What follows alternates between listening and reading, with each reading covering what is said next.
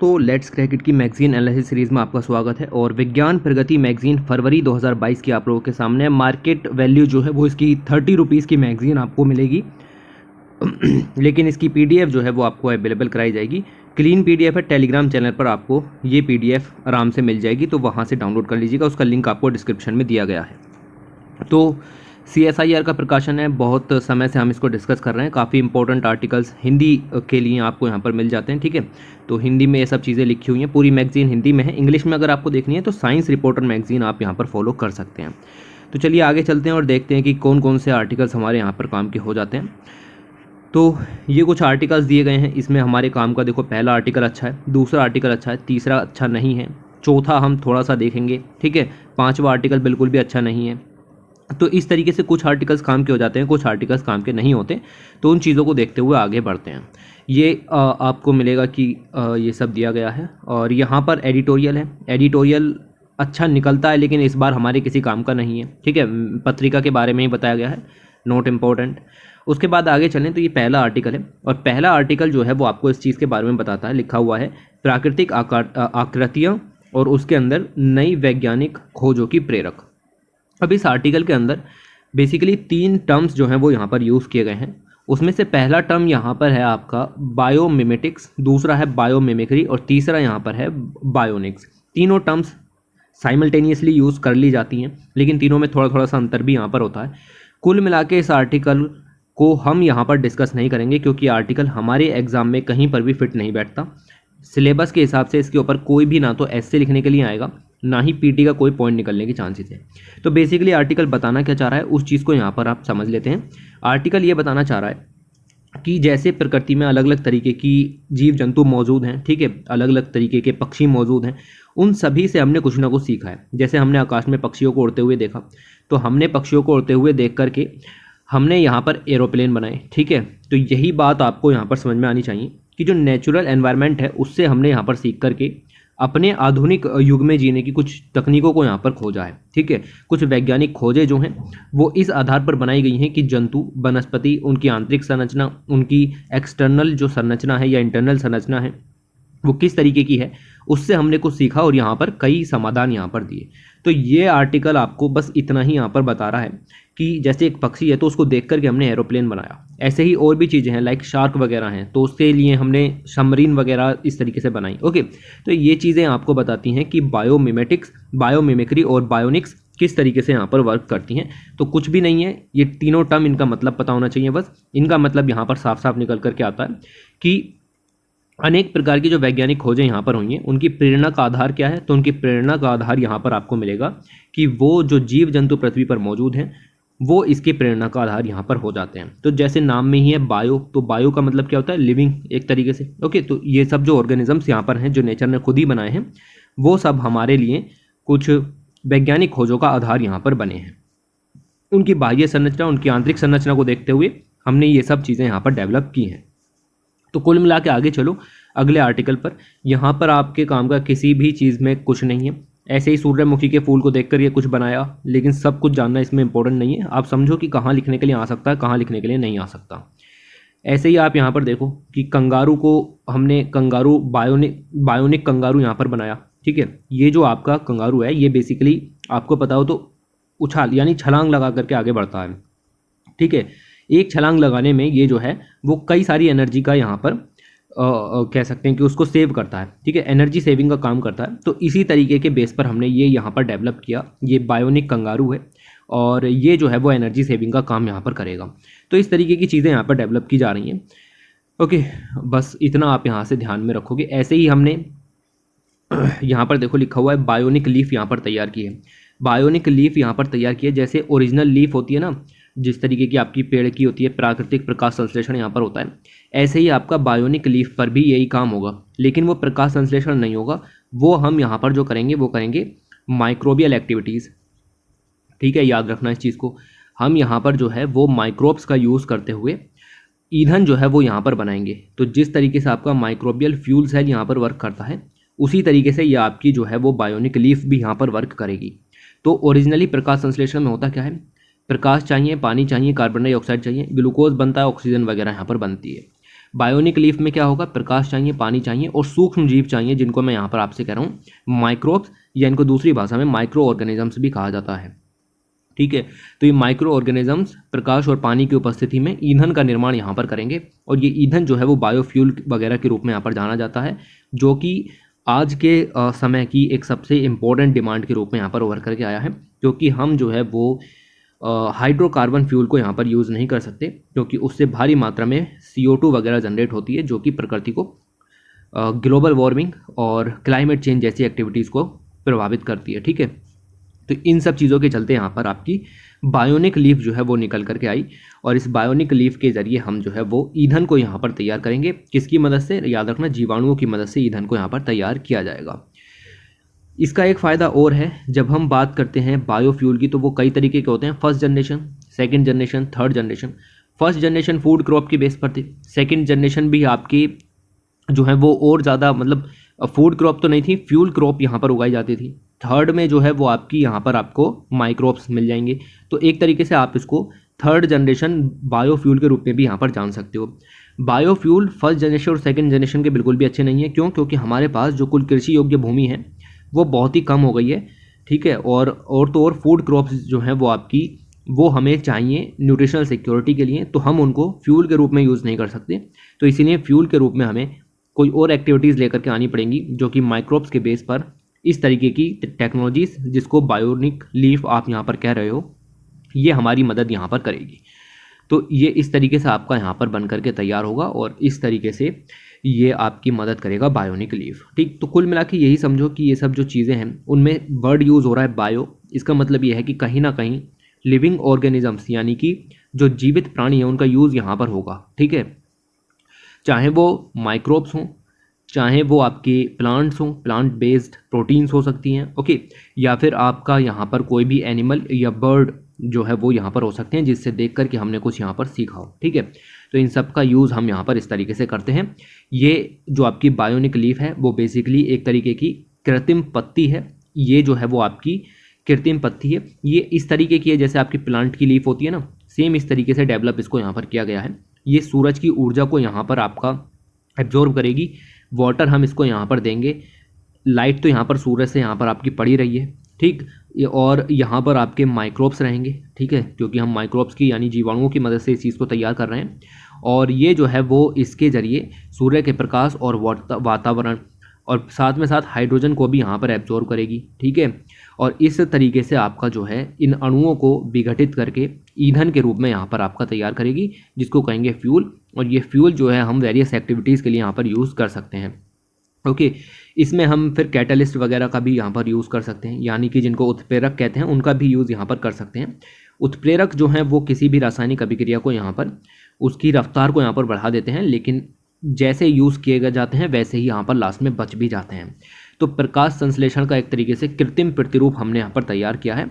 काफ़ी इंपॉर्टेंट चीज़ हो जाती है बायोनिक लीफ। ठीक है, तो इस तरीके से आपको इस आर्टिकल को यहाँ पर ख़त्म करना था। उसके बाद दूसरा आ जाता है, लिखा हुआ है aroma mission, very very important article, उपलब्धियों का एक सफ़र। तो अरोमा मिशन के बारे में हम यहाँ पर जानते हैं। ये मिशन जो है वो CSIR का है। CSIR के अंदर एक इंस्टीट्यूट है जिसका नाम है CIMAP, अभी हम इसके बारे में भी जानेंगे, CMAP। और इसने जो है वो जो कह सकते हैं कि अरोमा मिशन यहाँ पर इनके अंदर में वर्क करता है, और इसके अंदर मदद और प्रोत्साहन किसानों के लिए अवेलेबल कराया है। निःशुल्क पादप वितरण दिए, सब्सिडी विभिन्न प्रकार की जलवायु में औषधि। अभी मैं इसको यहाँ पर आपको समझाने की कोशिश करता हूँ। देखो, अरोमा मिशन जो है उसके अंदर आपका मैंने बताया CSIR है, 2016 में इसको लॉन्च किया गया। ये सारे इंपॉर्टेंट पॉइंट हैं। मिशन का नाम था aroma and phyto pharmaceutical mission. Okay, ये इसका मिशन था। इस परियोजना का उद्देश्य भी यहाँ पर दिया गया है कि ग्रामीण क्षेत्रों के आर्थिक विकास हेतु सुगंध वाले जो पौधे होते हैं, जिनमें से एक खुशबू यहाँ पर आती है, और औषधीय पादप जहाँ से मेडिसिनल प्लांट्स यहाँ पर बनाए जाते हैं, उन दोनों की खेती को यहाँ पर कृषि को प्रोत्साहित करना था ग्रामीण क्षेत्रों में। ये है आपका अरोमा मिशन। ठीक, तो ये चीज़ें आपको मिलेंगी। ये जो है वो अनुपयोगी और बंजर भूमि जिस पर पारंगत कृषि संभव नहीं होती, उस पर उगाए जाते हैं। तो याद रखना, इसके अंदर हम जो है वो बैरन लैंड को यहाँ पर यूज़ करेंगे। जो ज़मीन खराब हो चुकी है, बंजर है, जिस पर खाने योग्य फसलें नहीं उग सकती, उस पर हम ये वाली फसलें यहाँ पर उगाने की कोशिश करेंगे। यह परियोजना की अगर हम बात करें, उत्तर प्रदेश, उत्तराखंड, जम्मू कश्मीर, आंध्र प्रदेश, हिमाचल प्रदेश, उड़ीसा, इन सभी राज्यों में यहाँ पर चल रही है। मैंने बताया, याद रखना, बंजर शुष्क भूमि उपयोग में लाई जा रही है। इसके लिए किसानों को प्रशिक्षित भी किया जा रहा है, किस तरीके से आप प्रोडक्ट को उगाओगे, बेचोगे, वगैरह वगैरह। इस मिशन के अंदर देखो हम क्या उगाएंगे, तो लेवेंडर है, जेरेनियम है, मिंट, तुलसी, पामरोसा, ठीक है, ये कुछ तरीके की सुगंध पादप हैं जिनसे खुशबू बनती है, जिनसे सेंट वगैरह यहाँ पर बनाए जाते हैं। और कुछ औषधीय पादप भी यहाँ पर आपके लाइक हल्दी, सनाए, सतवार, ये भी इसके अंदर में यहाँ पर उगाए जाएंगे।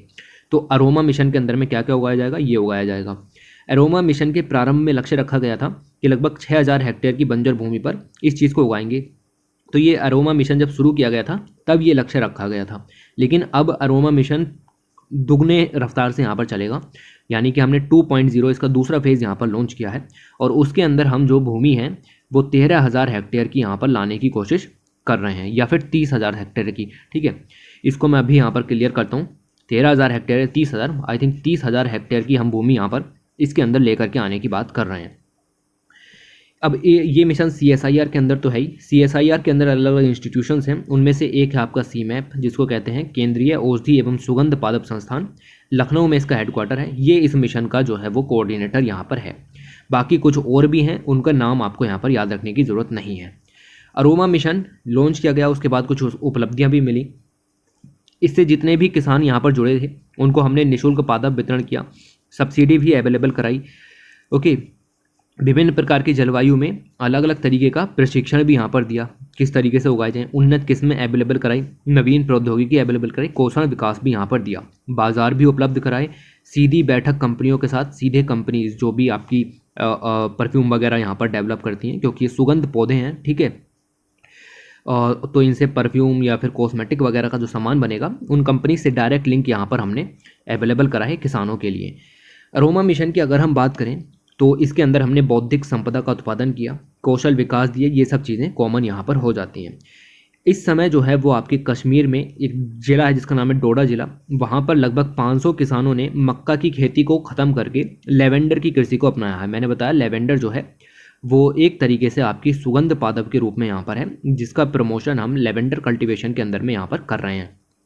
ओके, तो ये काम यहाँ पर आपका चल रहा है।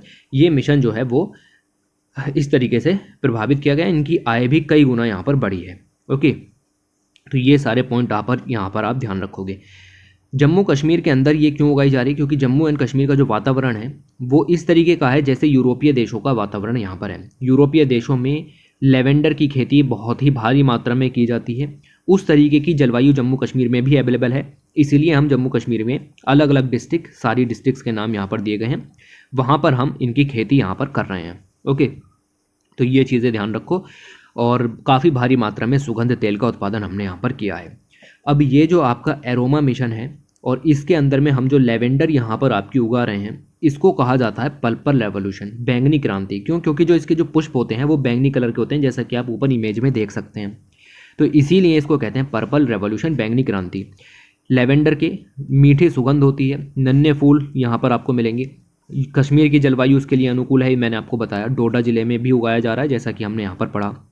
और कितनी जलवायु ज़रूरी है ये सब ज़्यादा इम्पोर्टेंट नहीं है, लेकिन ये ज़रूरी है कि बैंगनी रंग के जो फूल हैं उसको यहाँ पर इस वजह से पर्पल क्रांति का नाम दिया गया है।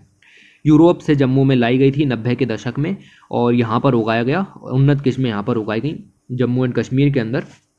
ये सब चीज़ें आपको ज़रूरी हो जाती हैं। तो क्लाइमेट थोड़ा सा याद रखना, मिशन है किसका है यहाँ पर ये याद रखना। तेज़ धूप इसको पसंद है, ऐसा ना हो कि धूप रुक जाए, तो तेज़ धूप इसको चाहिए, याद रखना। वर्षा कम होनी चाहिए, ये सब जलवायु आपको कश्मीर के अंदर में यहाँ पर मिल जाएगी, जिसकी वजह से हम वहाँ पर इसका प्रमोशन जो है वो कर रहे हैं। ओके, कश्मीर में इंग्लिश लेवेंडर उगाया जाता है। कई तरीके की प्रजातियाँ हैं लेवेंडर की, ज़्यादा इंपॉर्टेंट नहीं है। एक है इंग्लिश लेवेंडर, फ्रेंच लेवेंडर, एक है आपका स्पाइक लेवेंडर और एक है श्वेत पुष्प वाला स्पेनिश लेवेंडर। तो कश्मीर में हम क्या उगाते हैं? इंग्लिश लेवेंडर, याद रखना इस पॉइंट को। और इससे जो है वो आपका लगभग इस किस्म के फूलों में 1.2 से लेकर के 1.5% तक सुगंधित तेल उपस्थित हो जाता है। तो ये सब चीज़ें हैं। फिर ये दिया गया है इसकी जो कुछ बायोलॉजिकल फैक्टर हैं वो यहाँ पर दिए गए हैं। ज़्यादा इंपॉर्टेंट नहीं है कि कितनी लंबा इसका तना होता है वगैरह वगैरह, लेकिन ये सब चीज़ें आपके काम की यहाँ पर हो जाती हैं कि कुछ किसानों ने इनको यहाँ पर उगाया और उन्हें जो तीसरे वर्ष में लाभ मिला वो मक्का की खेती से 6 गुना ज़्यादा प्रॉफिट यहाँ पर उनको देखने के लिए मिला। तो इस तरीके से आप इमेज के अंदर देखो, ये खेती की गई, इनके बीजों को, फूलों को यहाँ पर निकाला, सुखाया और फिर उससे यहाँ पर आपने देखा कि परफ्यूम वगैरह या फिर जो औद्योगिक उपयोग के लिए हमने इसको यहाँ पर लिया। तो ये सब चीज़ें आपको यहाँ पर पता होनी चाहिए। अब ये खेती के लिए जो सटीक अनुपात वगैरह हैं वो दिए गए हैं कि NPK रेशो वगैरह क्या होना चाहिए, कितना पानी होना चाहिए वगैरह वगैरह। बेसिक चीज़ें याद रखो, वर्षा कम होनी चाहिए, धूप तेज़ होनी चाहिए और वगैरह वगैरह जो चीज़ें मैंने आपको यहाँ पर बताई वो सब चीज़ें थोड़ी सी याद रखो। तो यहाँ के किसान जो हैं वो अब बैंगनी रंग के इन फूलों को यहाँ पर उगाते हैं, बेसिकली लेवेंडर को यहाँ पर उगाते हैं। ये जो लेवेंडर है इसके काफ़ी ज़्यादा यूजेस हैं और मैंने आपको बताया कि कॉस्मेटिक्स वगैरह में यहाँ पर ये यूज़ किया जाता है। उसके अलावा अगर आप यहाँ पर देखें तो औषधि के रूप में भी यहाँ पर इसको यूज़ किया जाता है, प्रसाधन सामग्रियों, परफ्यूम, साबुन, अगरबत्ती, मोमबत्ती के रूप में, साथ ही अवसादी, दर्दनाशक, मस्तिष्क को शांत करने वाला, इन सब के रूप में भी यहाँ पर यूज़ किया जाता है। इससे लिनाइल एसीटेट बनाया जाता है जो कि शांतिदायक प्रभाव उत्पन्न करता है शरीर के लिए। इसमें एंटीऑक्सीडेंट के गुण भी होते हैं, एंटीसेप्टिक का प्रभाव भी होता है, कीटनाशक प्रभाव भी इसके अंदर में होते हैं। सारे पॉइंट यहाँ पर याद रखने हैं। एरोमा मिशन का फेज़ 2 मैंने आपको बताया कि इसका फेज़ 1 पहले लॉन्च किया गया था 2016 में और इसका फेज़ 2 अब यहाँ पर लॉन्च किया गया। तो ये जो फेज़ 2 है वो specially focus Jammu and Kashmir में ही है। 9 फरवरी 2021 को इसका द्वितीय चरण यहाँ पर लॉन्च किया गया। जम्मू कश्मीर के किसानों में तो ये चल ही रहा था, देश के अन्य राज्यों में भी इसको उगाने की कोशिश की गई ताकि और ज़्यादा इसका डेवलपमेंट किया जा सके और जो फार्मर्स हैं उनकी इनकम डबल की जा सके। ये सब काम इसके अंदर में यहाँ पर किया जा रहा था। एरोमा मिशन के द्वितीय चरण में अगले 3 वर्षों में भारत ने कहा है कि 30,000 हेक्टेयर, याद रखना 30,000 हेक्टेयर है। पहले चरण में 6,000 हेक्टेयर था, दूसरे चरण में 30,000 हेक्टेयर जो भूमि पर जो आपकी औषधि एवं सुगंध पादप की कृषि है वो हम यहाँ पर करेंगे। इसमें से 9,000 तो सिर्फ जम्मू कश्मीर के अंदर ही होगी। ठीक है, तो ये सब चीज़ें आप यहाँ पर इम्पोर्टेंट याद रखो। पूरा आर्टिकल ख़त्म हुआ, क्या है आपका purple revolution, lavender mission, aroma mission, सब चीज़ें यहाँ पर याद रखनी है। उसके बाद आगे चलते हैं, लिखा हुआ कृत्रिम सूर्य साकार होता सपना। तो कृत्रिम सूर्य की अगर हम यहाँ पर बात करें, हुआ क्या है पहले तो वो समझो, चर्चा में क्यों है कृत्रिम सूर्य। हम बात कर रहे हैं कृत्रिम सूर्य बनाने की, मतलब सन आपको मौजूद है, ओके, उसको आप आर्टिफिशियली ऑन अर्थ जो है वो सेटअप करने की कोशिश कर रहे हो। आप समझो कि इसका तापमान कितना होगा जो आप यहाँ पर बनाने की कोशिश कर रहे हैं। हुआ क्या है, एक मीडिया रिपोर्ट प्रकाशित हुई और ये जो रिपोर्ट है इसमें experimental advance super computing tokamak EAST reactor के द्वारा 101 सेकंड के लिए, यानी कि लगभग 1.5 मिनट के लिए हमने पृथ्वी पर 12 करोड़ डिग्री सेंटीग्रेड तापमान हासिल किया। ठीक है, 12 करोड़ डिग्री सेंटीग्रेड तापमान यहाँ पर हासिल किया। हमने 20 सेकंड के लिए 16 करोड़ डिग्री तापमान यहाँ पर हासिल किया। आप समझो ये तापमान ऐसा है जैसा कि सूर्य पर यहाँ पर पाया जाता है, उसको हमने लैब में यहाँ पर आपका बनाया। तो ये एक इम्पोर्टेंट जो कह सकते हैं कि यहाँ पर आपका इनिशिएटिव है, ये यहाँ पर आपका सक्सेस हुआ। ये सफलता हमें यहाँ पर मिली कि हम पृथ्वी पर इतना तापमान हासिल कर सकते हैं जितना जो है वो सूर्य पर मौजूद है।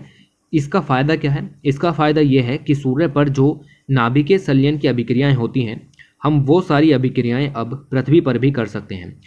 एनर्जी की ज़रूरत तो हर किसी को यहाँ पर है, तो पृथ्वी पर अगर इस तरीके की प्रक्रिया यहाँ पर हो पाई तो हम जो है वो नाभिकीय संलयन युक्त रिएक्टर यहाँ पर बना सकते हैं, जो कि अभी तक मौजूद नहीं है। अभी तक हमारे पास जो है वो नाभिकीय विखंडन युक्त रिएक्टर हमारे पास मौजूद हैं। ये दोनों प्रोसेस अलग हैं। नाभिकीय विखंडन युक्त रिएक्टर हमारे पास मौजूद हैं, लेकिन नाभिकीय संलयन युक्त रिएक्टर हमारे पास मौजूद नहीं है। क्यों? क्योंकि उसके लिए तापमान ज़्यादा चाहिए, लगभग सूर्य के बराबर तापमान चाहिए। वो तापमान पृथ्वी पर अवेलेबल नहीं हो पाता। लेकिन अभी क्या है कि लगभग 12 करोड़ डिग्री सेंटीग्रेड तापमान हमने यहाँ पर बना लिया है, तो जिसकी मदद से ये हासिल करना थोड़ा सा उम्मीद यहाँ पर जगती है इस चीज़ से। तो इसके लिए हमने एक तकनीक बनाई है जिसका नाम है टोकामेक। ये पूछा जा सकता है व्हाट इज़ टोकामेक, ओके, इस तरीके से। ठीक है, ये क्या है, ये जो है वो नाभिकीय संलयन अभिक्रिया को नियंत्रित करने के लिए एक विशेष यंत्र है। याद रखना, इस टोकामेक के अंदर जो है वो प्लाज्मा भरा होता है और इस प्लाज्मा के अंदर कन्वेक्शंस यहाँ पर होते हैं, जिसकी मदद से हम न्यूक्लियर जो आपकी संलयन वाली अभिक्रिया है, नाभिकीय संलयन वाली अभिक्रिया है, ओके, फ्यूज़न वाली अभिक्रिया है, उसको हम यहाँ पर नियंत्रित करने का काम यहाँ पर करते हैं। मैंने बताया जितना भी आर्टिकल हम डिस्कस कर रहे हैं वो नाभिकीय सलियन से रिलेटेड है, ना कि नाभिकीय विखंडन से। तो विखंडन वाली प्रोसेस को आप थोड़ा सा इग्नोर करोगे, यहाँ पर आप सलियन वाली प्रोसेस को ध्यान में रखोगे। आपको पता है कि सूरज पर नाभिकीय सलियन अभिक्रिया होती है। सूर्य का केंद्रीय भाग है जिसको कोर कहा जाता है। इसका तापमान लगभग 1.5 करोड़ डिग्री सेंटीग्रेड होता है। याद रखो, देखो 1.5 करोड़ डिग्री, और हमने पृथ्वी पर कितना हासिल किया है, 12 करोड़ डिग्री। ठीक है, तो दोनों में अंतर है, लगभग 6-7 गुना तापमान हमने यहाँ पर हासिल किया है, 8 या 10 गुना अधिक तापमान हमने यहाँ पर हासिल किया है। ये जो समाचार है ये आपका अंतर्राष्ट्रीय ताप नाभिकीय प्रायोगिक संयंत्र, जिसको कहते हैं international thermo nuclear experimental reactor, in short इसको कहते हैं ITER, वेरी वेरी इंपॉर्टेंट, क्योंकि इंडिया इसका हिस्सा है तो आपको ये यहाँ पर याद रखना है। इसके द्वारा इसको यहाँ पर आपका ये तापमान हासिल किया गया है 12 करोड़ डिग्री सेंटीग्रेड का। ये जो आपकी सुविधा है इसमें चीन, यूरोपीय संघ, भारत, जापान, दक्षिण कोरिया, रूस और अमेरिका कि ये वैश्विक वैज्ञानिक परियोजना है, हमने ही मिलकर के इसको लॉन्च किया है। और इसके जरिए जो है वो हम नाभिकीय संलयन की अभिक्रिया पृथ्वी पर कराने की सोच रहे हैं, जो कि कभी इम्पॉसिबल दिखती थी, लेकिन अभी जब तापमान 12 करोड़ डिग्री सेंटीग्रेड हासिल कर लिया गया है तो ये हमें आसान यहाँ पर नज़र आती है। तो ये चीज़ें आपको यहाँ पर आपकी ध्यान में रखनी है। इसके अलावा हम अभी क्या यूज़ करते हैं अपने वाहन वगैरह के अंदर, इंडस्ट्रियल एक्टिविटीज़ के अंदर हम यूज़ करते हैं फॉसिल फ्यूल। इस फ्यूल से कार्बन डाइऑक्साइड निकलती है, जिसकी वजह से ग्लोबल वार्मिंग और क्लाइमेट चेंज जैसी प्रॉब्लम्स यहाँ पर आती हैं। तो वर्तमान समय में हरित ऊर्जा की डिमांड यहाँ पर बढ़ती चली जा रही है, जिससे पर्यावरण को नुकसान ना पहुँचे। तो इस तरीके से हम जो है वो नाभिकीय संलयन से युक्त अगर संयंत्र यहाँ पर बना पाए तो हम उसमें भविष्य की ऊर्जा आवश्यकता की पूर्ति कर सकते हैं, और ये CO2 वगैरह भी जनरेट नहीं होगी। नाभिकीय ऊर्जा क्या है, तो ये सब काफ़ी ज़्यादा क्लियर है। जब आपके एटम वगैरह, देखो ये सब जो थ्योरी हैं वो आपकी आइंस्टाइन ने यहाँ पर दी थी। आइंस्टाइन की थ्योरी E=mc² के अनुसार जब द्रव्यमान यहाँ पर नष्ट होता है तो वो एनर्जी में कन्वर्ट हो जाता है, और जब एनर्जी यहाँ पर होती है तो वो द्रव्यमान में कन्वर्ट हो सकती है। ये कभी भी ख़त्म नहीं होती, और ये जो है वो आपकी कंटिन्यूअस होती है। ठीक है, मतलब जितनी है अवेलेबल है उतनी ही रहेगी, एक्सचेंज होती रहेगी into the mass and into the energy. ठीक है, मास कभी एनर्जी में कन्वर्ट हो जाएगा, एनर्जी कभी मास में कन्वर्ट हो जाएगी। तो इसी बेस पर आपकी नाभिकीय ऊर्जा यहाँ पर वर्क करती है। 2 नाभिक आपने यहाँ पर लिए, उनका फ्यूज़न कराया, तो फ्यूज़न कराने के बाद जो नाभिक यहाँ पर बनता है वो इन दोनों नाभिकों से छोटा होता है। छोटा होने का मतलब यह है कि कुछ मास यहाँ पर आपका गायब हो गया। वो मास गायब होने का मतलब यहाँ पर यह है कि वो एनर्जी में कन्वर्ट हो गया, और ये एनर्जी, इस एनर्जी को कहा जाता है नाभिकीय ऊर्जा। ठीक है, ऐसे ही आपकी प्रोसेस उल्टी होती है। एक बड़ा यहाँ पर आपने नाभिक लिया, उसको 2 हिस्सों में यहाँ पर तोड़ा, तो इन 2 हिस्सों का द्रव्यमान इस बड़े द्रव्यमान से थोड़ा सा कम होता है। कम होने का मतलब क्या है कि द्रव्यमान गायब हुआ। गायब होने का मतलब यह है कि द्रव्यमान गायब तो नहीं हो सकता, लेकिन एनर्जी में यहाँ पर आपका कन्वर्ट हो गया, तो यहाँ से हमें एनर्जी मिलती है। ये वाली जो प्रोसेस है वो आपकी फिशन की प्रोसेस हो गई, नाभिकीय विखंडन की प्रोसेस हो गई, और जो नीचे वाली प्रोसेस है वो आपकी नाभिकीय संलयन की प्रोसेस यहाँ पर हो गई। ये दोनों ही इंपॉर्टेंट हैं, दोनों से ही हमें नाभिकीय ऊर्जा मिलती है। ये वाली जो प्रोसेस है ऊपर वाली जो मैंने अभी आपको बताई, जिसमें एक अणु को आप 2 हिस्सों में तोड़ रहे हो, ये हमारे पास अवेलेबल है। इसमें हम अभी यूरेनियम है, थोरियम का यूज़ करते हुए नाभिकीय ऊर्जा हासिल करते हैं। लेकिन जो नीचे वाली प्रोसेस है वो हासिल नहीं है। क्यों? क्योंकि उसके लिए ऊर्जा की मात्रा काफ़ी ज़्यादा चाहिए होती है। पृथ्वी पर ऊर्जा की इतनी मात्रा अवेलेबल नहीं है, लेकिन अब साइंटिस्ट ने लगभग, आपको पता चला कि 10 से लेकर के 12 करोड़ डिग्री सेंटीग्रेड तापमान हासिल किया है, तो हम ये चीज़ों को हासिल कर सकते हैं। तो इसके चलते अगर हम यहाँ पर देखें तो यही सब चीज़ें हिंदी भाषा में यहाँ पर दी गई थी। आप इस चीज़ को एक बार पढ़ने की कोशिश कर सकते हो। आराम से मैंने इन चीज़ों को समझा दिया कि बंद बनते हैं, टूटते हैं, जिनमें ऊर्जा यहाँ से आपकी निकलती है, नाभिकीय अभिक्रियाएँ होती हैं। सूरज में भी यही होता है कि 4 हाइड्रोजन के जो एटम्स हैं वो मिलकर के आपका हीलियम का एक एटम यहाँ पर बनाते हैं। और सूरज के अंदर तो आपको पता है कि जितनी भी एनर्जी है वो हाइड्रोजन और हीलियम की ही मौजूद है। ठीक है, तो ये दोनों चीज़ें आपको यहाँ पर पता होनी चाहिए। मैंने आपको आइंस्टीन की समीकरण का एप्लीकेशन भी यहाँ पर बताया, E=mc² किस तरीके से यहाँ पर वर्क करता है। और ये भी मैंने आपको यहाँ पर बताया कि द्रव्य को ऊर्जा में कैसे बदला जाए, इस चीज़ के बारे में किस तरीके से बातें यहाँ पर हुई। नाभिकीय अभिक्रिया 2 तरीके की होती है, मैंने बताया, एक है विखंडन, एक है आपकी संलयन। विखंडन में बड़ा जो नाभिक है वो छोटे नाभिकों में टूटता है, और संलयन में छोटे नाभिक जो हैं वो बड़े नाभिक में बनते हैं। तो सूरज के अंदर 4 छोटे नाभिक मिलकर के एक बड़ा नाभिक बना रहे हैं। इसका मतलब क्या है कि ये एक नाभिकीय संलयन की अभिक्रिया है जो कि सूर्य के अंदर होती है। इससे जो ऊर्जा यहाँ पर रिलीज होती है वही हमें प्रकाश के रूप में मिलती है। अब सूरज क्यों है खास? तो सूरज की यही है कि हमारी जो ऊर्जा की आपूर्ति है उसको यहाँ पर करता है। और फिर ये एक विशाल गैस का गोला है, इसके अंदर नाभिकीय संलयन अभिक्रियाएं होती हैं। संलयन के दौरान जो है वो आपके हाइड्रोजन नाभिक संयोजित होकर हीलियम नाभिक का निर्माण करते हैं, और इसके बाद जो द्रव्यमान यहाँ पर आपका कम हुआ वो एनर्जी में कन्वर्ट हो जाता है, जिसकी मदद से हमें एनर्जी यहाँ पर मिलती है। ठीक, तो ये चीज़ें आपको यहाँ पर जानने के लिए मिलेंगी, ये सब हमें पता है और ये सब कॉमन चीज़ें यहाँ पर हैं। सूर्य प्रति सेकंड लगभग 30 लाख अरब खरब जूल ऊर्जा यहाँ पर आपका पृथ्वी की ओर भेजता है, लेकिन उसमें से बहुत सारी जो है वो बादल के द्वारा, अर्थ के सरफेस के द्वारा, अल्बीडो वगैरह के जरिए वापस भेज दी जाती है। कुल मिलाकर लगभग 3 अरब गुना कम ऊर्जा हमारे पास यहाँ पर आती है, लेकिन उतनी ही हमारे लिए काफ़ी यहाँ पर हो जाती है। ओके, तो ये सारे पॉइंट यहाँ पर आपके ध्यान में रखने हैं। तो ये ऊर्जा आपकी वापस कैसे चली जाती है, तो बहुत सारे सोर्सेज हैं जिसकी वजह से ये आपकी ऊर्जा जो है वो वापस चली जाती है। जैसे आपको मिलेगा कि यहाँ पर 1 अंश महासागरों के पानी को ऊपर वाष्पित करने में लग जाता है। ठीक, तो ये जो इमेज यहाँ पर आपकी दी गई थी ये वाली, ये इसी चीज़ को बता रही है कि जो सूर्य का रेडिएशन आया ये वापस किस तरीके से यहाँ पर आपका चला जाता है। ठीक है, तो अलग अलग जगह से अलग अलग तरीके का रिफ्लेक्शन यहाँ पर होता है, जिसकी वजह से एक लिमिटेड ही पोर्शन जो है वो हमें यहाँ पर मिलता है, बाकी का सारा वापस भेज दिया जाता है। तो ये सारी चीज़ें हमें यहाँ पर याद रखनी है। उसके बाद आपका यहाँ पर आ जाता है टोकामेक के बारे में, जिस पर क्वेश्चन पूछना लाजमी है। इसकी स्पेलिंग यहाँ पर ध्यान में रखें, और ये टोकामेक के बारे में आपसे पूछा जा सकता है। इसको कह रहे हैं भविष्य के रिएक्टर। ठीक है, भविष्य के रिएक्टर क्यों? क्योंकि ये अभी तक बने नहीं हैं, क्योंकि ये नाभिकीय संलयन की अभिक्रिया पर आधारित हैं, इसलिए ये बने नहीं हैं। ओके, लेकिन अब इसके बनने के चांसेस यहाँ पर बढ़ गए हैं। नाभिकीय अभिक्रियाओं में अपार ऊर्जा उत्पादन की संभावनाएं हमने देख लिया। नाभिकीय संलयन की बात की जाए तो विखंडन की तुलना में 4 गुना अधिक ऊर्जा उत्पन्न होगी। याद रखना, अगर हम नाभिकीय संलयन युक्त रिएक्टर बना लेते हैं तो हम 4 गुना अधिक ऊर्जा यहाँ पर हासिल कर सकते हैं कंपेयर टू द नाभिकीय विखंडन वाले जो रिएक्टर होते हैं उनकी तुलना में। तो ये डायरेक्ट पॉइंट आपसे यहाँ पर पूछा जा सकता है। इसके अलावा अगर हम यहाँ पर बात करें तो ये जो आपकी नाभिकीय संलयन की शक्ति है, ठीक है, नाभिकीय संलयन का आपको रिएक्टर बनाना है तो संलयन को लंबे समय तक बनाए रखने के लिए 10 करोड़ डिग्री सेंटीग्रेड से अधिक तापमान की ज़रूरत पड़ती है। ठीक, अब ये तापमान की ज़रूरत पड़ती, ठीक है, हमने 12 से लेकर के 15 करोड़ डिग्री सेंटीग्रेड वाला तापमान बना लिया, यानी कि एक जो काम है वो हम यहाँ पर कर चुके हैं। दूसरी चीज़ है अत्यंत उच्च दाब की यहाँ पर ज़रूरत पड़ती है।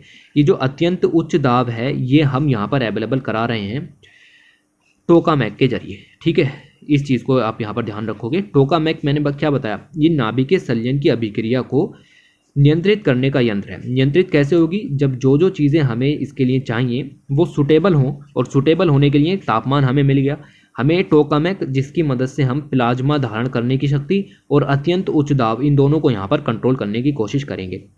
तो ये जो है वो आप इतना यहाँ पर ध्यान रखो कि नाभिकीय संलयन के लिए ये सब काम यहाँ पर हो रहा है। दाब और ताप की स्थिति काफ़ी हद तक नियंत्रित करने की कोशिश यहाँ पर की जा रही है। इसी के लिए टोकामेक का उपकरण यहाँ पर बनाया गया है। टोकामेक याद रखना, ये एक बेसिकली जो है वो छल्ले के आकार का यहाँ पर आपका कह सकते हैं कि एक यंत्र है। ये इस तरीके से यहाँ पर है, और इसके अंदर जो है वो प्लाज्मा जो है वो यहाँ पर भरा रहता है। ये 3D शेप में अगर आप देखो तो आपको ये चीज़ें नज़र आएंगी, और ये एक तरीके से शक्तिशाली चुंबकीय क्षेत्र का काम यहाँ पर आपका करता है। ओके, तो ये हम यहाँ पर कर रहे हैं, नाभिकीय संलयन शक्ति का उत्पादन विकसित करने जा रहा है, और इस तरीके से नाभिकीय संलयन वाला जो काम है वो आपका यहाँ पर होगा।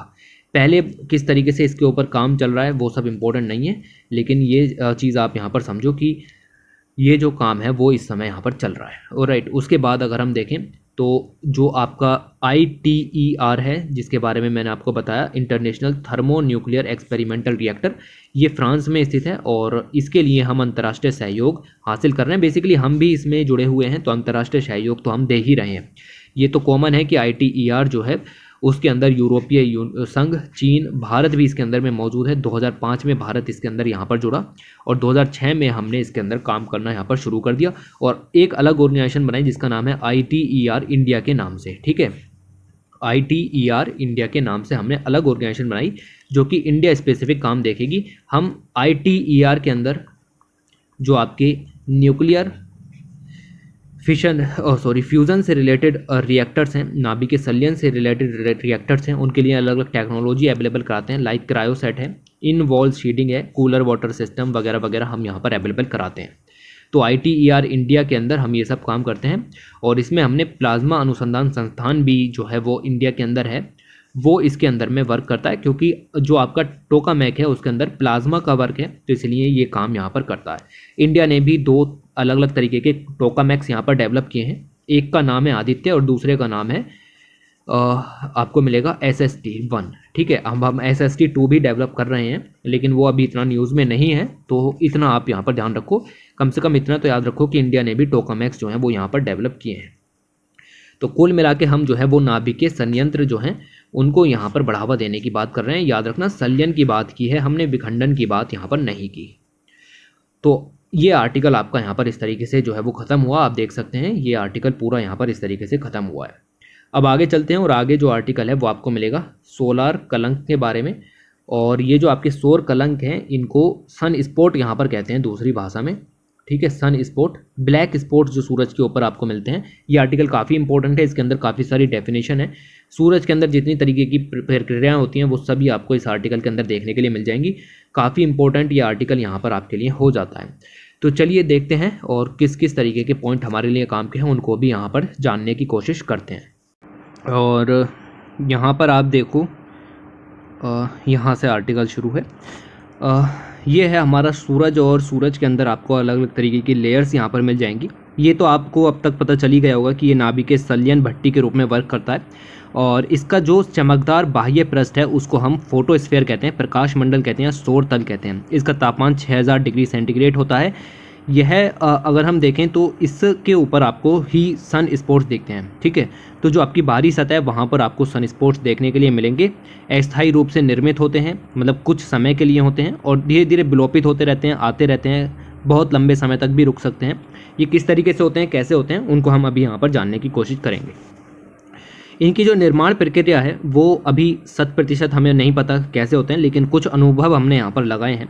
और ये अनुभव इस तरीके के हैं कि सूरज का जो आपका प्रकाश मंडल है, यानी कि जो बाह्य परत है, जैसे ये आपका सूरज है, ठीक है, ये इसकी बाह्य परत है जो मैंने आपकी बना ली। तो इसके नीचे यहाँ पर आप देखोगे कि ये सब जो एरिया अंदर मौजूद है, इस एरिया के अंदर 3 इंपॉर्टेंट वर्क यहाँ पर होते हैं। नंबर 1, इसके अंदर यहाँ पर मैग्नेटिक फील्ड यानी कि चुंबकीय क्षेत्र अवेलेबल है। दूसरा, इस यहाँ पर आपका प्लाज्मा जो है वो अवेलेबल है। और तीसरा जो है वो आपको यहाँ पर मिलेगा कि इसके अंदर में आपका जो कन्वेक्शन करंट है वो यहाँ पर अवेलेबल होती हैं। कन्वेक्शन को ऊष्मीय प्रवाह आप यहाँ पर कहते हो हिंदी भाषा में। तो प्लाज्मा है, अत्यंत प्रबल चुंबकीय क्षेत्र है और ऊष्मीय प्रवाह है। ऐसी ही तीनों चीज़ें आपको जो है वो पृथ्वी के अंदर भी यहाँ पर मिल जाएंगी, जिसकी वजह से ये सब काम यहाँ पर होते हैं। सूरज के अंदर जो ब्लैक स्पॉट्स हैं वो आपके इस तरीके से यहाँ पर वर्क करते हैं कि ये जो चुंबकीय रेखाएं आपकी सूरज की सतह से यहाँ पर निकल करके आती हैं, ये आपस में उलझ जाने के कारण, यहाँ पर लिखा हुआ है गुंथे जाने के कारण। ठीक है, तो आप इसको ऐसे समझो कि उलझ जाने के कारण, जब असाधारण रूप से कह सकते हैं कि सघन हो जाती हैं। ठीक, ये आपका सूरज है, यहाँ से आपकी चुंबकीय क्षेत्र यहाँ पर कह सकते हैं कि निकल रही हैं। यहाँ पर जब एरिया जो है वो बहुत ज़्यादा सघन हो जाता है, अलग अलग एरियाज़ के अंदर कई सारी चुंबकीय रेखाएं एक दूसरे में विलय होने लगें, तो उसकी वजह से जो एरिया सघन हो जाता है, उस सघन एरिया में जो संवहनी तरंग है जो नीचे से यहाँ पर आपके ऊपर की ओर फोर्स डाल रही हैं, वो उतना ज़्यादा फोर्स नहीं डाल पाती, जिसकी वजह से जो प्लाज्मा है वो बाहर की तरफ आए, जिसकी वजह से यहाँ पर आपके ब्लैक स्पॉट हो जाते हैं। यहाँ पर जो सोलार एक्टिविटीज़ हैं वो बिल्कुल ज़ीरो हो जाती हैं, मतलब कम हो जाती हैं। किसी भी तरीके की सोलार एक्टिविटी यहाँ पर नहीं पहुँचती, संवहन तरंगें अपनी सतह पर पूरी तरीके से नहीं पहुँच पाती, और जिसके कारण जो सूर्य की सतह पर अपने आसपास के क्षेत्र की अपेक्षा कम तापमान हो जाता है। अब यहाँ पर सूर्य की अभिक्रियाएँ नहीं हो रही हैं इस इलाके में सूरज के, तो यहाँ पर आपका तापमान, सिंपल सी बात है कि चारों तरफ के तापमान की अपेक्षा कम होगा, और ऐसे कम चमकने वाले तापमान के कारण एक अस्थायी क्षेत्र का निर्माण होता है। याद रखना, सोलार जो कलंक है यानी कि सन जो स्पॉट है वो एक अस्थायी क्षेत्र है, और ये काला दिखाई देता है, और इसी को आप सोलार कलंक कहते हो। बेसिक चीज़ याद रखो, सोलार कलंक स्पॉट नाम की कोई चीज़ होती है, और इसका जो बेसिकली फॉर्मेशन है वो याद रखने की ज़रूरत नहीं है,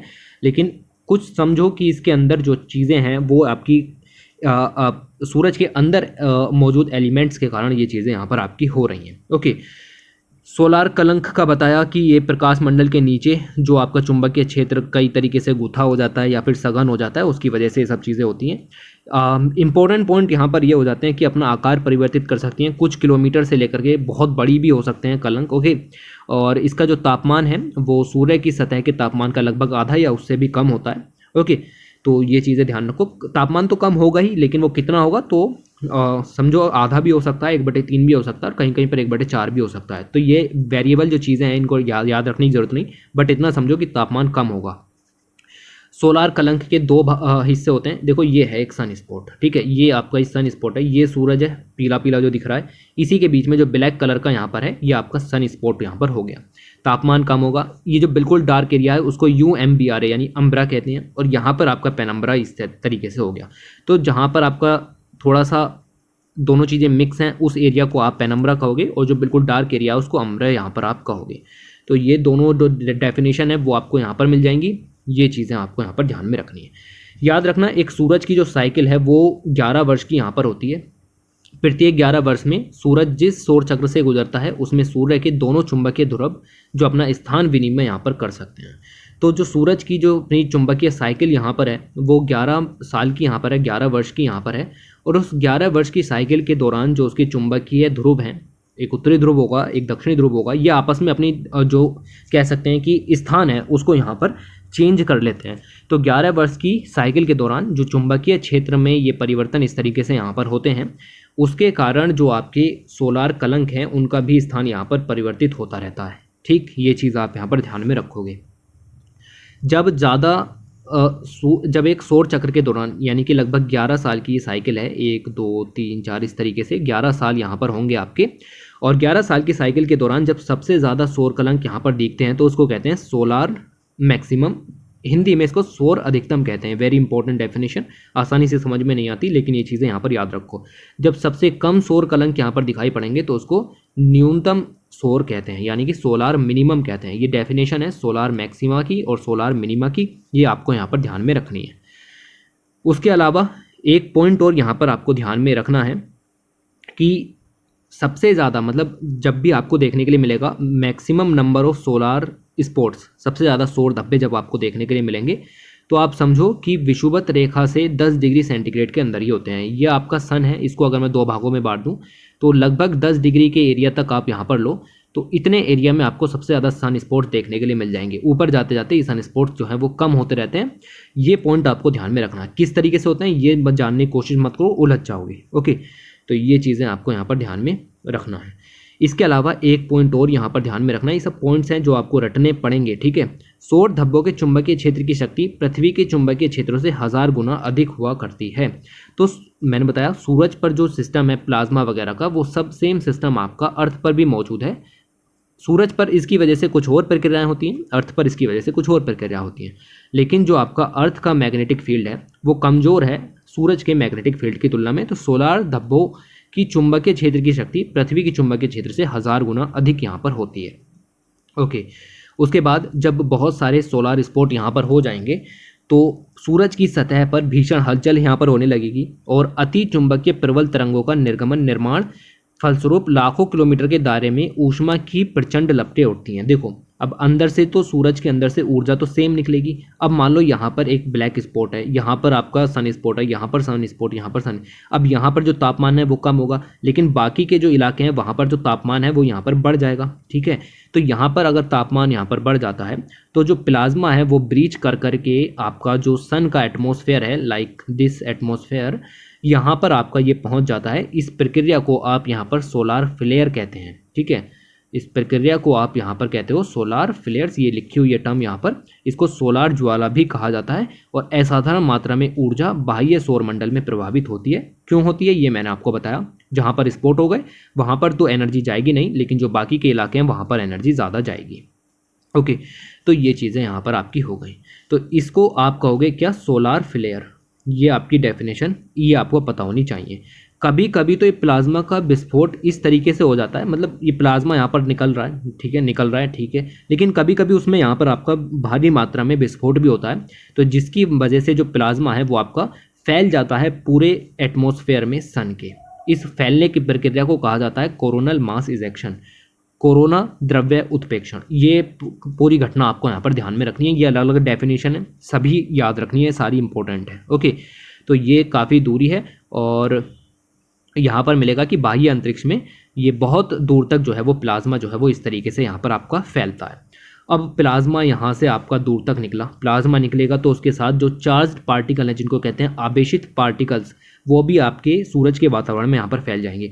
सूरज के वातावरण से लाखों किलोमीटर की दूरी तक यहाँ पर फैल जाते हैं और जैसे ही यहाँ पर फैलते हैं तो पृथ्वी के वायुमंडल में भी प्रवेश करते हैं। पृथ्वी के वायुमंडल में जब वो ऑक्सीजन और नाइट्रोजन से टकराते हैं, ये वाले कण जब ऑक्सीजन और नाइट्रोजन से यहाँ पर टकराते हैं तो आकाश में ऑरोरा लाइट्स यहाँ पर दिखाई देती हैं। ठीक है, ऑरोरा लाइट्स यहाँ पर दिखाई देती हैं जिनको कहते हैं ध्रुवीय ज्योतियाँ। ये जो फिनोमिना है ये सिर्फ पोलार एरियाज़ में ही यहाँ पर दिखाई देता है, क्योंकि पोलार से ही आपकी यहाँ पर जो मैग्नेटिक फील्ड है वो यहाँ पर रिलीज होता है, जिसकी वजह से ये चीज़ें आपको देखने के लिए मिलती हैं। ओके, एक तो आपको यहाँ पर ऑरोरा लाइट्स देखने के लिए मिलेंगी, दूसरा आपको यहाँ पर भूचुंबकीय तूफान देखने के लिए मिलेंगे जिनको इंग्लिश में कहते हैं जियोमैग्नेटिक स्टॉर्म्स। ठीक है, तो जियोमैग्नेटिक स्टॉर्म्स कैसे आते हैं?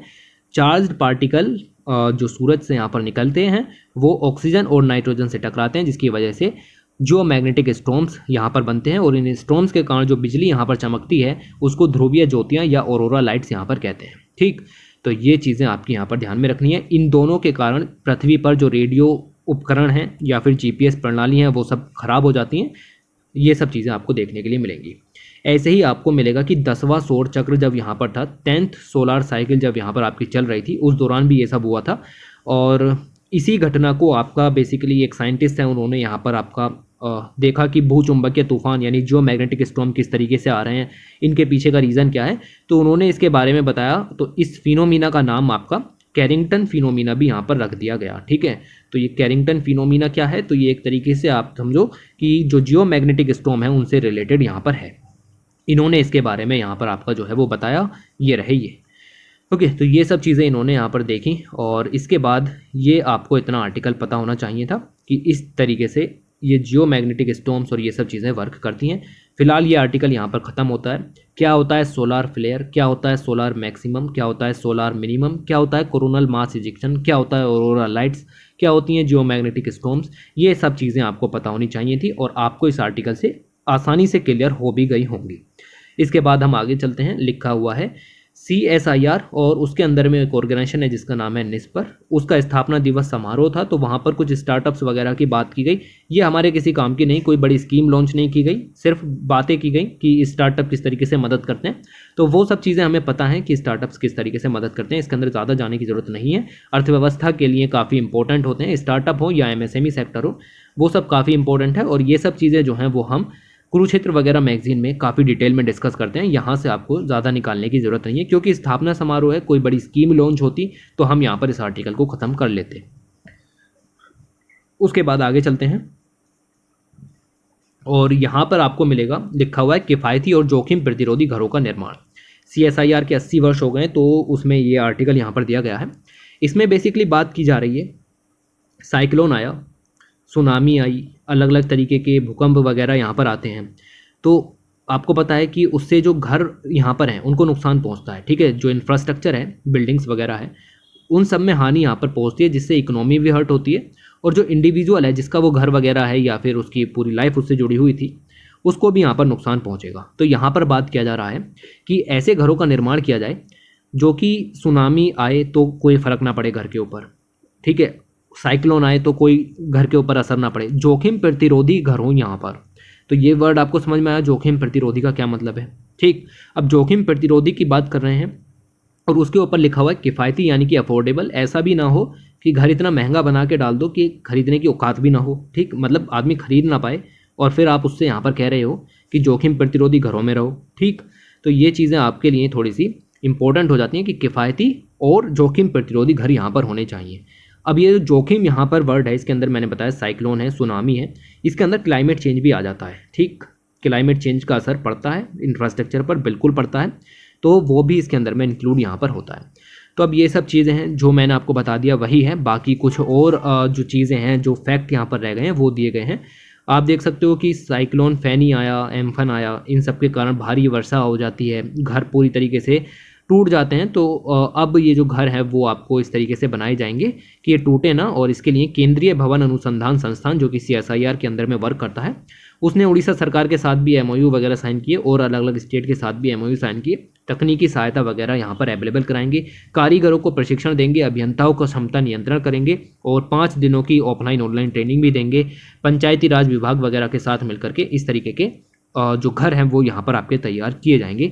इसके लिए विस्तृत अध्ययन यहाँ पर किया जा रहा है। 25 लाख घरों के पुनर्निर्माण के लिए सहयोग भी यहाँ पर किया गया है। ये चीज़ें आपको यहाँ पर मिलेंगी। इसके लिए यह है कि सभी व्यक्ति के लिए housing for all Awas Yojana के अंदर में बात भी की गई थी कि सभी के लिए घर यहाँ पर दिया जाएगा 2022 तक। तो उन घरों को जो है वो पहले से ही जोखिम प्रतिरोधी बनाया जाए, ना कि बनाने के बाद उनको जोखिम प्रतिरोधी किया जाए। ठीक, तो वो सब काम इसके साथ साथ यहाँ पर हो तो ज़्यादा बेहतर रहेगा। तो प्राकृतिक आपदाओं के जोखिमों का सामना हम यहाँ पर इस तरीके से कर पाएंगे। इसके लिए केंद्रीय भवन अनुसंधान संस्थान ने टिकाऊ आपदा प्रतिरोधी घरों के निर्माण के लिए वैज्ञानिक और प्रौद्योगिकी हस्तक्षेपों की भी बात की है कि भाई टेक्नोलॉजी का यूज़ करके हमें ये काम करना होगा और इसके लिए आप लागत कुशलता, स्थानीय समाज की स्वीकार्यता और रोजगार सृजन के काम भी करोगे। एक इम्पॉर्टेंट चीज़ जो इसके अंदर में यहाँ पर की जाएगी वो है लोकल मटेरियल का यूज़ यहाँ पर किया जाएगा हाउसिंग बिल्डिंग के लिए, जो कि आपको यहाँ पर ध्यान में रखना है। ये काफ़ी इंपॉर्टेंट चीज़ यहाँ पर हो जाती है। भूकंप प्रतिरोधी इस तरीके की चीज़ें यहाँ पर डेवलप की जाएंगी। उसके बाद एक कह सकते हैं कि इनके बारे में दिया गया है, इनका नाम है भारत भूषण और ये जो है वो कृषि में नवाचार के मिसाल बने। अभी हमने एक आर्टिकल पढ़ा जिसमें हमने लेवेंडर कल्टीवेशन के बारे में पढ़ा, ठीक, जिसमें हमने लेवेंडर कल्टीवेशन और पर्पल रेवोल्यूशन इन सब के बारे में पढ़ा। तो इसी चीज़ को बढ़ावा देने में इनका योगदान यहाँ पर है। ये शख्स हैं, इनका नाम भारत भूषण है, इन्होंने इस चीज़ को बढ़ावा देने में मदद की। आप देख सकते हैं कि ये जो कि जिस फील्ड में खड़े हैं वो फील्ड आपका लेवेंडर कल्टीवेशन के अंदर में आता है। ठीक, तो आप देख सकते हो बैंगनी रंग के फूल हैं जिसकी वजह से इसका नाम पर्पल रेवोल्यूशन यहाँ पर दिया गया था। अब इन्होंने क्या किया, कैसे किया, भाई वो हमारे यूपीएससी के काम का नहीं है, आप समझने की कोशिश करो। वो हमारे यूपीएससी के काम का नहीं है, हमें जितना पढ़ना था हमने यहाँ पर पढ़ लिया। ठीक है, तो इतना ही जानो बस सफिशिएंट है। कितनी लागत आई, कितने तरीके से काम किया, नॉट इम्पोर्टेंट। ये आर्टिकल हम यहाँ पर इग्नोर करने वाले हैं। उसके बाद आगे चलते हैं। लिखा हुआ है सीवी रमन जी के बारे में, विज्ञान औद्योगिक और इनके बारे में किसको नहीं पता, सीवी रमन जी के बारे में। और इनकी अगर हम बात करें तो इन्हीं के उपलक्ष्य में, मतलब इनके सम्मान के उपलक्ष्य में जो आपका 28 फरवरी है उसको राष्ट्रीय विज्ञान दिवस के रूप में मनाया जाता है और 1986 से इसको हम यहाँ पर जो है वो सेलिब्रेट कर रहे हैं। ये जो है वो आपके रमन प्रभाव की खोज इन्होंने यहाँ पर की थी, जिसके लिए हम ये सम्मान इनको यहाँ पर देते हैं कि हम जो आपका राष्ट्रीय विज्ञान दिवस है उसको यहाँ पर मनाते हैं। अब ये एक पेज का आर्टिकल है, ये इनकी जीवनी है और इसमें कुछ ज़्यादा नहीं, आपको पता होना चाहिए कि what is this Raman effect और वगैरह वगैरह चीज़ें। एक बार इस पेज को खुद ही पढ़ लो, ये सिंपल है, बहुत ही आराम से समझ में आ जाएगा, इसमें कुछ भी समझाने वाली चीज़ नहीं है। ओके, इनके बारे में कुछ दिया गया है तो आप इसको यहाँ से देखने की कोशिश करोगे। उसके बाद आगे है लिखा हुआ है पैया, और ये एक तरीके का औषधि वगैरह है। ये देख रहे हो, ये फल है, ठीक, इससे हम यहाँ कुछ औषधियाँ वगैरह बना सकते हैं। ऊंचे हिमालय क्षेत्रों में उगता है, उत्तराखंड वगैरह है या फिर हिमाचल है, कश्मीर है, यहाँ पर आपको सभी में उगता है। और मणिपुर वगैरह में जो आपकी हिमालय के एक्सटेंडेड पार्ट है वहाँ पर भी आपको ये चीज़ें देखने के लिए मिलती हैं। हमारे एग्जाम के लिए ये किसी काम का नहीं, तो हम इसको इग्नोर मारने की कोशिश करते हैं। खुद ही सोचो कहाँ पूछेंगे इसके बारे में, ठीक, कहाँ पूछेंगे इसके बारे में, इसका तो नाम भी कुछ समझ में नहीं आ रहा क्या है। उसके बाद आगे लिखा हुआ है अग्नि 5। अग्नि 5 का सफल परीक्षण किया गया, मिसाइल परीक्षण यहाँ पर अभी किया गया और अग्नि 5 का परीक्षण यहाँ पर इस तरीके से हुआ। तो भारत ने सैन्य शक्ति में वृद्धि की है और अग्नि 5 का सफल परीक्षण किया। मारक क्षमता 5000 किलोमीटर। डायरेक्ट फैक्ट पॉइंट यहाँ पर निकल करके आते हैं। उड़ीसा के एपीजे अब्दुल कलाम द्वीप से इसको यहाँ पर छोड़ा गया और ये इस तरीके से वर्क यहाँ पर किया गया। अग्नि 5 पर काम यहाँ पर चल रहा था, एक दशक से इसके ऊपर यहाँ पर काम चल रहा है। हमने अलग अलग तरीके के अग्नि 5 परीक्षण पहले भी किए हैं। 5000 किलोमीटर की मारक क्षमता है, हमारे पास इससे भी दूर की मारक क्षमता की मिसाइलें मौजूद हैं। DRDO द्वारा निर्मित है, फैक्ट है, याद रखना। और इसमें जो है वो आप देखोगे कि बॉर्डर सिक्योरिटी के लिए ये सब मिसाइल्स वगैरह ज़रूरी हो जाती हैं। बैलिस्टिक मिसाइल है, इसको भी आप यहाँ पर ध्यान में रखोगे। हमारे पास जो है वो 5000 से लेकर के 55,000 किलोमीटर तक की मारक क्षमता वाली मिसाइल्स मौजूद हैं। रूस, अमेरिका, चीन, फ्रांस के पास थी, लेकिन अब हमारे पास भी मौजूद हैं। अग्नि 5 का ये 7वां प्रायोगिक परीक्षण है। पहला परीक्षण 2012 में किया गया था और छठा परीक्षण 2018 में किया गया। उसके बाद 7वां परीक्षण जो है वो अब यहाँ पर जो है वो किया गया। अग्नि 5 मिसाइल जो है वो 50 टन तक वजनी यहाँ पर है। लगभग 5000 से लेकर के 8000 किलोमीटर की मारक क्षमता ये यहाँ पर रखती है। 20 मिनट में ये पूरी दूरी को तय कर लेती है। बैलिस्टिक मिसाइल है, याद रखना। और ये काफ़ी इंपॉर्टेंट हो जाता है कि अब हम जो है वो ऐसी कंट्रीज़ में यहाँ पर शामिल हो गए हैं जिनके पास 5000 किलोमीटर से अधिक मारक क्षमता वाली मिसाइलें यहाँ पर मौजूद हैं। इन सब का श्रेय जाता है भारत के missile man doctor APJ Abdul Kalam ji को। और इन्हीं के दौरान जो है वो आपकी एकीकृत विकास कार्यक्रम की शुरुआत यहाँ पर हुई। इंटीग्रेटेड डेवलपमेंट प्रोग्राम की शुरुआत यहाँ पर हुई। इसके अंदर जो है वो 1983 में हुई और इंदिरा गांधी जी के कार्यकाल में हुई। इसके अंदर हम स्वदेशी तकनीक और स्थानीय संसाधनों का यूज़ करते हुए मिसाइल के क्षेत्र में आत्मनिर्भरता की बात यहाँ पर करते थे। इसी परियोजना के अंतर्गत हमने अग्नि बनाई, पृथ्वी बनाई, आकाश, त्रिशूल मिसाइलों का उत्पादन किया। मिसाइल नाग भी हमने यहाँ पर बनाई जो कि एंटी टैंक मिसाइल है, टैंकों को नष्ट करती है। स्वदेशी तकनीक का यूज़ किया। हमारी जो मतलब तकनीक है उसको यूरोपीय देशों ने उस समय देने से मना कर दिया था, लेकिन उसके बावजूद हमने पोखरण परीक्षण यहाँ पर किए। रूस से हमें तकनीक मिलती थी RLG तकनीक, वो भी हमें नहीं अवेलेबल कराई गई, हमने खुद ये सब किया। और सतत प्रतिभा और मिसाइल मैन की इस काम की वजह से ये सब काम यहाँ पर हुआ। अब्दुल कलाम जी के बाद जो महिला वैज्ञानिक टेसी थॉमस ने इस काम को यहाँ पर आगे बढ़ाया और अग्नि 5 अनुसंधान की परियोजना निदेशक के रूप में यहाँ पर वर्क किया। और अग्नि 5 श्रृंखला की ये सब जो चीज़ें हैं वो इन्हीं के अंदर में यहाँ पर आपकी डेवलप हुई। उनको मिसाइल लेडी के रूप में यहाँ पर जाना जाता है या फिर अग्निपुत्री के रूप में यहाँ पर जाना जाता है। श्रीमती थॉमस को रक्षा उपकरणों के अनुसंधान पर इतना नाज था कि उन्होंने अपने बेटे तक का नाम जो है वो तेजस के नाम पर रखा। ये सब चटपटी खबरें हैं, ठीक, बस आप इतना याद रखो कि इनका योगदान क्या था, ठीक है। तो ये आपको यहाँ पर मिलेगा। अग्नि 5 यहाँ पर डेवलप हुई और ये एक बेहतर मिसाइल है। अग्नि 1 की मारक क्षमता 700 किलोमीटर, अग्नि 2 की 2000, अग्नि 3 की 3000, अग्नि 4 की 3500 और अग्नि 5 की मैंने आपको बताई 5000 किलोमीटर की है। अग्नि 6 मिसाइल की मारक क्षमता भी आपको मिलेगी 8000 किलोमीटर तक की है। 8000 तक की मिसाइल करने वाले हमारे पास यहाँ पर डेवलप होंगे। संपूर्ण एशिया कवर हो सकता है, अफ्रीका महाद्वीप तक यहाँ पर आपका कवर हो सकता है इन मिसाइलों के जरिए। तो ये सब पॉइंट यहाँ पर इंपॉर्टेंट है, बाकी ज़्यादा रटने की ज़रूरत नहीं है, इतना ही पूछा जा सकता है, बस सफिशिएंट है। शुद्ध रूप से देसी है, इस चीज़ को याद रखना।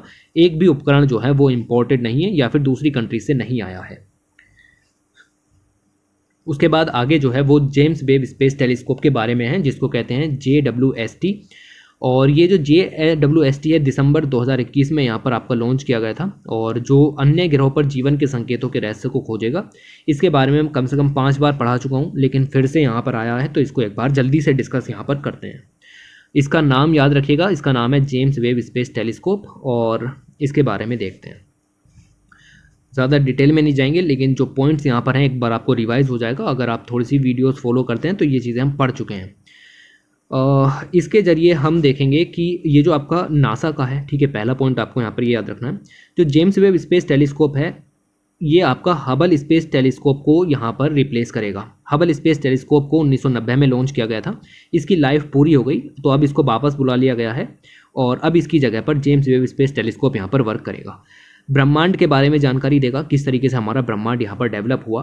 और ये जो है वो आपको इसके बारे में भी बताएगा कि शुरुआती जो आकाशगंगाएं हैं, यानी कि सबसे पहली जो गैलेक्सीज किस तरीके से यहाँ पर बनी या सबसे पहले जो स्टार यहाँ पर फॉर्म हुए वो किस तरीके से हुए, उनके बारे में भी हमें यहाँ पर ये बताएगा। तो इसीलिए हम इसको टाइम मशीन के रूप में भी यहाँ पर कह रहे हैं। अब इसका नामकरण कैसे हुआ ये हमारे लिए बिल्कुल भी इम्पोर्टेंट नहीं है, ओके। बस ये समझो कि इसका मकसद क्या है, क्यों लॉन्च किया गया, और इनके बारे में थोड़ा सा जानना ज़रूरी हो जाता है। हबल और जेम्स स्पेस टेलीस्कोप में अंतर है। हबल आप समझो कि 1990 में लॉन्च किया था तो टेक्नोलॉजी भी उस हिसाब से लगाई गई थी, लेकिन अब जो है वो नई टेक्नोलॉजी यहाँ पर लगाई जा रही है। आप देखो कि हबल स्पेस को जो है वो लियो यानी कि लो अर्थ ऑर्बिट के भीतर स्थापित किया गया था। पिछले 31 वर्षों में लगभग हबल स्कोप ने 1.4 मिलियन अवलोकन किए हैं, जिसमें इनने अलग अलग चीज़ों की खोज यहाँ पर की। जेम्स वेब का जो टेलीस्कोप है उसका व्यास 6.5 मीटर है, जो कि हबल का जो आपका था वो था 2.4। तो इस आप समझो कि वही टेक्नोलॉजी की बात है। अब हम सेम थोड़ी बनाएंगे, 30 साल बाद भी अगर हम सेम चीज़ें बना रहे हैं तो फिर हमने एवोल्यूशन क्या किया। तो यहाँ पर हम जो है वो जो आपका कह सकते हैं डायमीटर है लेंस का, वो आपका टेलीस्कोप का वो आपका 2.4 से 6.5 हमने यहाँ पर कर दिया है। और इसके अंदर गिल्ड गिलास भी यहाँ पर लॉन्च किया गया है, और जो कि बेरिलियम के दर्पण से यहाँ पर बना है और 18 षट्भुज के टुकड़ों से यहाँ पर बनाया गया है। और इसके अंदर जो है वो सोलार प्लेट्स भी यहाँ पर लगाई गई हैं, जो कि सूरज के प्रकाश से यहाँ पर एनर्जी को हासिल करेंगी। फोल्ड के रूप में इसको यहाँ पर भेजा गया है। इसके अंदर सोना जो है वो भी यहाँ पर लगाया गया है, यानी कि सूरज की जो परत है, सॉरी, जो गोल्ड की यहाँ पर परत है वो भी यहाँ पर आपकी लगाई गई है। और अब तक की निर्मित दूरबीनों में से अद्वितीय है और काफ़ी चीज़ों के बारे में हमें जानकारी यहाँ पर अवेलेबल कराएगी। इसको एरियन से यहाँ पर लॉन्च किया गया है, 15 लाख किलोमीटर की दूरी पर इसको लॉन्च किया गया है। और ये चीज़ें आपको यहाँ पर देखने के लिए मिलेंगी। हबल टेलीस्कोप के विपरीत जो आपका JWST यानी कि जेम्स वेब स्पेस टेलीस्कोप है, ये सूर्य की परिक्रमा करेगा। देखो, हबल जो स्पेस टेलीस्कोप था ये आपका सूरज है, तो ये इसकी परिक्रमा नहीं कर रहा था। हबल स्पेस जो है वो आपका इस तरीके से यहाँ पर मूव कर रहा था, ठीक। अब ये जो आपका यहाँ पर है JWST, ये आपका इस तरीके से यहाँ पर मूव करेगा, यानी कि सूरज के चारों तरफ भी परिक्रमा यहाँ पर करेगा। हबल स्पेस जो है वो आपकी पृथ्वी की परिक्रमा करता था, ना कि सूरज की। जेम्स वेव जो है वो आपकी सूरज की परिक्रमा यहाँ पर करेगा। और अगर इसमें कोई परेशानी आती है तो अंतरिक्ष यात्री तो इसकी मरम्मत अंतरिक्ष यात्री नहीं कर सकेंगे। इसका प्रक्षेपण और परियोजन एक चुनौती यहाँ पर बन करके रह गया है। मतलब यह है कि ये सूरज की परिक्रमा कर रहा है, जिसकी वजह से हम यहाँ पर जो है वो मेंटेनेंस सुविधा भी नहीं भेज सकते हैं। तो ये सब कुछ पॉइंट यहाँ पर हैं। और इसकी अगर हम बात करें, इसमें एक ऑप्टिकल टेलीस्कोप भी लगा हुआ है। ये 5 मुख्य उपकरण विद्युत चुंबकीय स्पेक्ट्रम के परावैंगनी, दृश्य और अवरक्त किरणों में यहाँ पर होंगे। ये मैंने बहुत डिटेल में आपको साइंस रिपोर्टर मैगजीन के अंदर में समझाया है ये सब चीज़ें क्या हैं। तो एक बार साइंस रिपोर्टर मैगजीन को ज़रूर से खोल के देखो। मैं इस आर्टिकल को पढ़ाने की सोच ही नहीं रहा था, लेकिन फिर भी मैं इसके डीप में यहाँ पर चला गया, ठीक। तो इसको आप साइंस रिपोर्टर से पढ़ो, ठीक। दिसंबर में या फिर जनवरी की मैगजीन में मैंने इनको यहाँ पर पढ़ाया है, उसको यहाँ पर आप पढ़ो।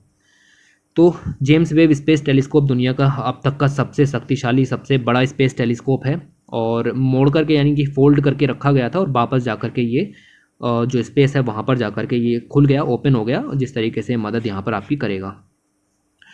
उसके बाद ये सब पॉइंट्स आपको यहाँ पर मिलेंगे। और इसमें इम्पोर्टेंट चीज़ें तो यही थी। 4 घटक हैं, 4 चीज़ों पर खोज करेगा। एक तो आकाशगंगाओं की खोज करेगा, सबसे पहली आकाशगंगा कैसे बनी, बिग बैंग किस तरीके से हुआ उसके बारे में खोज करेगा, सितारे किस तरीके से बनते हैं, ग्रह किस तरीके से बनते हैं उनकी बात करेगा, और जीवन की उत्पत्ति की भी बात ये यहाँ पर करेगा, ओके। और ये सब चीज़ें इंपॉर्टेंट हैं। और जेम्स वेब स्पेस टेलीस्कोप के उपकरणों में हबल टेलीस्कोप की तरह दृश्यमान या परावैंगनी स्पेक्ट्रम नहीं होगा, लेकिन बड़ी मात्रा में अवरक्त प्रकाश की क्षमता होगी। देखो, एक होता है इलेक्ट्रोमैग्नेटिक स्पेक्ट्रम, जिसमें अलग अलग तरीके के इलेक्ट्रोमैग्नेटिक स्पेक्ट्रम्स यहाँ पर होते हैं। गामा होते हैं, एक्सरेज होती हैं, ठीक है। इसी तरीके से आपकी इंफ्रारेड होती हैं, विजिबल लाइट यहाँ पर होती है। इसी तरीके से आपकी यूवी लाइट होती है। जो हबल स्पेस टेलीस्कोप था वो आपका इस रेंज में वर्क कर रहा था, लेकिन अभी जो आपका यहाँ पर ये हमने भेजा है, ठीक, जेम्स वेब स्पेस टेलीस्कोप, ये आपका इंफ्रारेड लाइट में यहाँ पर वर्क करेगा, अवरक्त किरणों में यहाँ पर वर्क करेगा। ये सब क्या था, कैसे था, बहुत डिटेल में मैंने समझाया साइंस रिपोर्टर में, तो प्लीज़ आप उसको यहाँ पर एक बार देखो, ठीक। तो ये सब चीज़ें आप इतनी ध्यान रखो, बाकी इसमें कुछ भी काम का नहीं, इतना ही हमारे काम का यहाँ पर है। फिर यह है जलकुंभी के बारे में, इस आर्टिकल को इग्नोर मारेंगे, इस आर्टिकल में हमारे काम का कुछ भी नहीं। उसके बाद संगोष्ठी हुई, विद्यार्थियों के बहुमुखी विकास यहाँ पर देखा, ये भी हमारे किसी काम का नहीं। उसके बाद यहाँ पर लिखा हुआ है फरार तूफान, ये हमारे किसी काम का नहीं, क्योंकि ये एक तरीके की ये देख सकते हो ना कि ये सब चीज़ें क्या दी गई हैं, ये हमारे किसी काम की यहाँ पर नहीं हो जाती। स्टोरी लाइन है, ये किसी काम की नहीं। उसके बाद लिखा हुआ है पुस्तक समीक्षा, ये हमारे किसी काम की नहीं, क्योंकि हम पुस्तक की समीक्षा करने नहीं बैठे हैं। उसके बाद ये विज्ञान कविता, ये हमारे किसी काम की नहीं। अगर आपको लगता है कि इनमें से कोई भी चीज़ आपके काम की थी, तो आप एक बार मैगजीन डाउनलोड करो, और जब उसको पढ़ोगे तो आपको पता लगेगा कि वाकई ये चीज़ें यूपीएससी के लिए तो बिल्कुल भी काम की नहीं थी, इवन पीसीएससी के लिए, पीसीएस के लिए भी ये चीज़ें बिल्कुल भी काम की नहीं थी, ठीक है। तो थोड़ा उतना ही देखो जितना काम का है, हर चीज़ पढ़नी जरूरी यहाँ से नहीं है। ये सब कविताएँ हैं और ये सब चीज़ें यहाँ पर है। फिर उसके बाद कुछ और छोटी छोटी काम यहाँ पर हुए, लाइक हवा की नमी से पानी बनाएगा एक रोबोट यहाँ पर तैयार किया गया है। मिस्र के इंजीनियर ने इस रोबोट को यहाँ पर तैयार किया है, इसका नाम दिया गया है इलू। और ये जो आपका हवा में नमी मौजूद होती है उससे पानी में यहाँ पर आपका परिवर्तित करेगा, ओके। तो इतना पॉइंट आप यहाँ से ध्यान में रखोगे, सफिशिएंट है, इससे ज़्यादा नहीं पूछा जाएगा। इंडिया बेस्ड स्टडी नहीं है तो ज़्यादा डिटेल में नहीं जाना, लेकिन इलू क्या है इसका नाम आप यहाँ पर ध्यान में रख सकते हो। उसके बाद जल संकट की बात है, वाटर इनसिक्योरिटी जिसको इंग्लिश में कहते हैं, और वाटर इनसिक्योरिटी से ये बात बताई गई। विश्व मौसम विज्ञान संगठन यानी कि वर्ल्ड मेट्रोलॉजिकल ऑर्गेनाइजेशन ने इस बात को बताया। इन्होंने state of climate services 2021 water नामक रिपोर्ट यहाँ पर दी। इन्होंने कहा कि पानी की किल्लत धीरे धीरे विश्वव्यापी रूप ले रही है, पानी की कमी होती चली जा रही है और इसके जो भयंकर रूप हैं वो आपको देखने के लिए मिलेंगे। लगभग 5 अरब से ज़्यादा लोग जो हैं वो 2050 तक पानी उनको अवेलेबल नहीं होगा पीने का। ओके, तो ये बात उन्होंने यहाँ पर बताई। इन्होंने बताया कि जो आपका भूमि में संग्रहित जल है जिसको कहते हैं ग्राउंड वाटर, वो 20 वर्षों में उसमें प्रति वर्ष लगभग 1 सेंटीमीटर की गिरावट आई है। तो आप कह सकते हो कि जो आपकी वाटर टेबल है वो नीचे की तरफ यहाँ पर जा रही है, जिससे जल संकट जो है वो तेज़ी से यहाँ पर बढ़ रहा है और पृथ्वी पर सिर्फ 0.5% जल ही पीने के योग्य है। तो हमें उसको कंजर्व करने की भी ज़रूरत यहाँ पर है। ओके, WMO के हिसाब से अगर हम बात करें, ग्लोबल वार्मिंग के कारण भी जो आपके ग्राउंड वाटर रिचार्ज है वो कम होता चला जा रहा है। और तो और जो आप कृषि पैटर्न यहाँ पर अपनाते हो जिसको कहते हैं एग्रीकल्चरल एक्टिविटीज़, वो भी इस तरीके की नहीं है कि वो ग्राउंड वाटर रिचार्ज को बढ़ावा दें। ग्राउंड वाटर जो है उस टेबल यहाँ पर नीचे जा रही है, क्योंकि आप जब राइस और व्हीट यहाँ पर उगाओगे तो वो है आपकी वाटर एक्सटेंसिव क्रॉप, जहाँ पर आपको भारी मात्रा में इरिगेशन की ज़रूरत पड़ती है। इरिगेशन का मतलब यह है कि पानी की ज़रूरत पड़ती है और पीने का पानी वहाँ पर यूज़ किया जाता है, तो दिक्कत हो जाती है। मोबाइल स्क्रीन के लिए अधिक मजबूत कांच का यहाँ पर विकास हुआ, तो ये सब चीज़ें यहाँ पर चल रही हैं और इसको आप इतना यहाँ पर देखोगे कि क्या क्या चीज़ें यहाँ पर हैं। उसके बाद ये कुछ क्वेश्चन है और CV रमन जी के बारे में क्वेश्चन यहाँ पर आपको दिए गए हैं। ओके, तो ये सब चीज़ें आपको यहाँ पर मतलब सोल्व करने की कोशिश करो और इसके आंसर भी यहाँ पर हैं, PDF डाउनलोड करो। ये रहे आंसर यहाँ पर आपको दिए गए हैं। ईजी क्वेश्चन होते हैं, ज़्यादा आपके जो है वो टफ क्वेश्चन नहीं होते हैं। ओके, और ये PCS लेवल के ही क्वेश्चन है, उससे ज़्यादा ऊपर के नहीं है। UPSC लेवल के क्वेश्चंस नहीं है ये, तो उसी हिसाब से पढ़ें। SSC लेवल के ही ये क्वेश्चन आप यहाँ पर समझो। कभी कभी PCS में भी पूछ लिए जा सकते हैं, लेकिन UPSC में नहीं पूछे जाएंगे। हाँ, इनमें से 4-5 लाइनें उठा करके दे सकता है, वो बात अलग है। तो ये चीज़ें यहाँ पर हैं। ये फिर इनके बारे में थोड़ा सा है, किसके बारे में है ये, ठीक। तो ये बेसिकली कार्ल लिनियस के बारे में बताया गया है और इनके रोचक तथ्य यहाँ पर दिए गए हैं। ये सब आपके काम के नहीं हो जाते, ये आपको इस तरीके से जो है वो एंड करना था। ओके, और ये आपको इतना यहाँ पर पढ़ना है, इससे ज़्यादा आपको इसमें कुछ नहीं पढ़ना है। तो ये रही आपकी वीडियो। ये वीडियो यहाँ पर एंड होती है। विज्ञान प्रगति मैगजीन फरवरी 2022 की आपको पूरी करा दी गई है। Thanks for watching, take care.